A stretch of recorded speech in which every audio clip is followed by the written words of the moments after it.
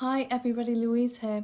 Welcome back to my acne series part 2. Now in my last video I said when it comes to acne it really is all about what's going on in these sebaceous glands, and I said the sebaceous glands are these microscopic glands in the skin that opens into a hair follicle, and the purpose is for the glands to secrete oil, also known as sebum, and this is there to lubricate the skin and lubricate the hair that comes out of the follicle. Now there are some sebaceous glands that exist independently, and the oil that comes out operates usually and functions nice and evenly. However, there are some individuals that do secrete more oil than others, and we said this was down to genetics, medication, poor skincare, but the main culprit was hormones. So hormones, particularly androgen hormones like testosterone, which triggers the pilosebaceous unit to produce more sebum or oil. This sebum travels up through the pilosebaceous unit onto the skin, and this substance combined with dead skin cells will block the pore, leading to things like open comedones, those blackheads, closed comedones, whiteheads, and when you start to see papules and pustules, so those red spots and yellow spots, this is indicating that what normally is a normal healthy bacteria on the skin, where its job is to break down the healthy normal level of oil on the skin, it's now contaminated the pore, and the papules and pustules are a sign of inflammation.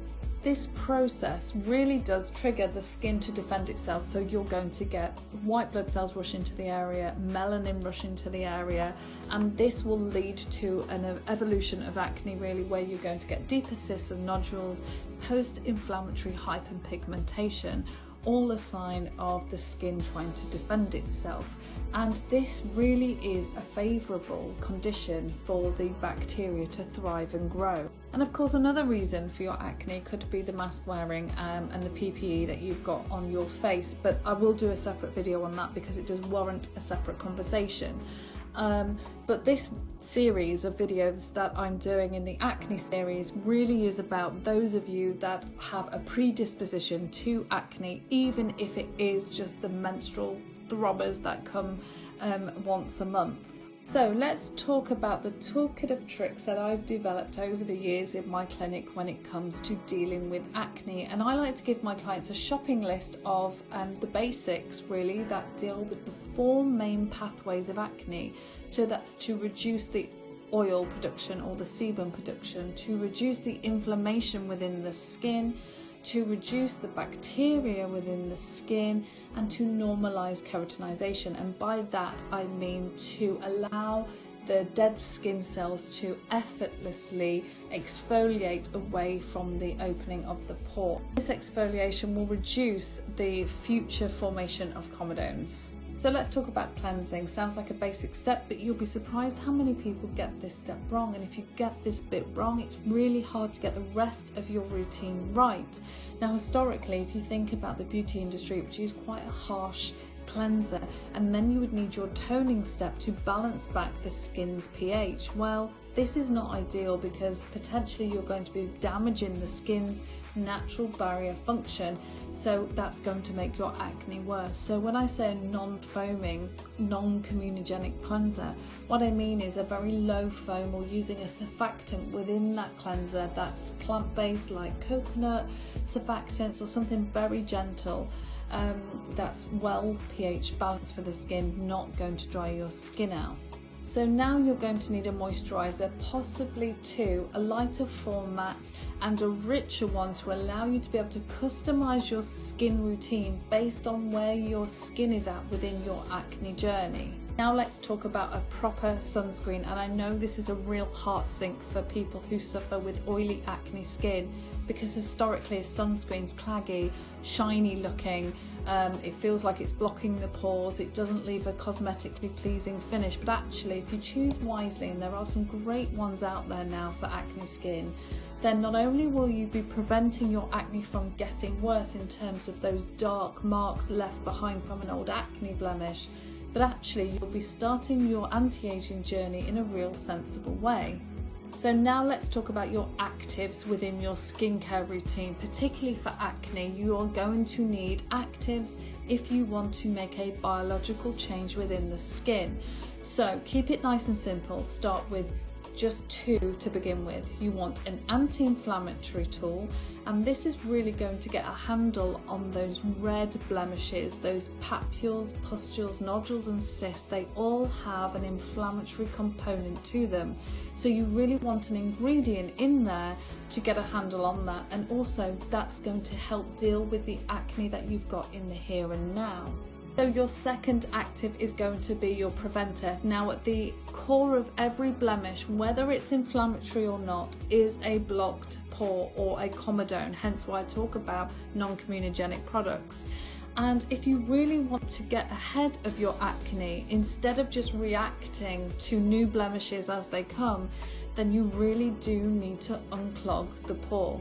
Now, there's only a few ingredients that actually have the ability to unclog a pore, and my favourite ingredients for this job is a salicylic acid, which is a BHA, a retinoid, or an azelaic acid, which we know is the pregnant person's friend, or if you're breastfeeding. So just to recap, before we go into a structure of an acne skincare routine, we've said we're looking for ingredients that are going to reduce inflammation, reduce the bacteria, reduce oil production, normalise keratinization, so help with unclogging those pores and dead skin cells.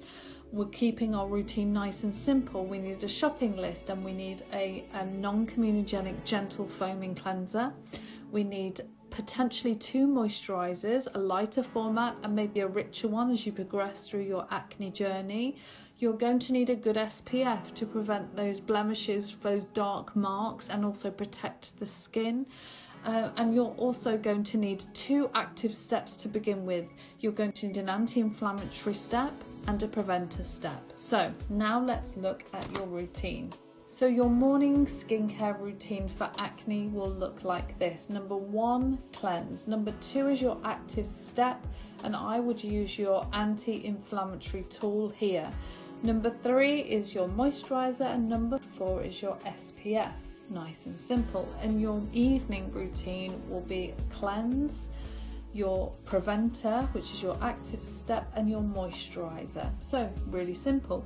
Your active step will change depending on how well you tolerate your actives, how well you want to escalate those actives in terms of dosing. And remember, if you're an oily skin, you're more likely to tolerate those actives far more than somebody with a dry, sensitive skin, and in both circumstances can have acne skin. My advice then for your active step, if you're an oily, resilient skin, after you've cleansed, reach for your anti-inflammatory active and apply it very localized to where you're struggling with those red blemishes. So if it's the T-zone, apply it there. If it's across the beard pattern, then apply it there. If it's everywhere, apply it everywhere, avoiding the eye area. In the evening, for your preventer, apply that all over. If you're an aging skin and you've got sensitive skin, it's very thin and delicate and extremely dry, then do your actives very gently, one at a time. So first of all, in the morning, after you've done a gentle cleanse, apply a small amount of your anti-inflammatory product to where you're suffering with those blemishes, and then carry on with the rest of your routine. So then you moisturize and SPF, and then skip your evening preventer for now and just build up tolerance to your morning anti-inflammatory step to begin with. Once you're feeling you're handling that really well and you're doing that on a daily basis, then you can move on to your preventer step, which again you'll be applying across the whole of the face very gently. And in our next video, we are now going to talk about all of those ingredients. As always, if you like this video, you find them useful, give it a like and pop a comment in the comments box. If you've got any questions, don't forget we have free consultations for any of our treatments. But next time we'll be talking about ingredients that really move the needle when it comes to acne skin. Bye for now.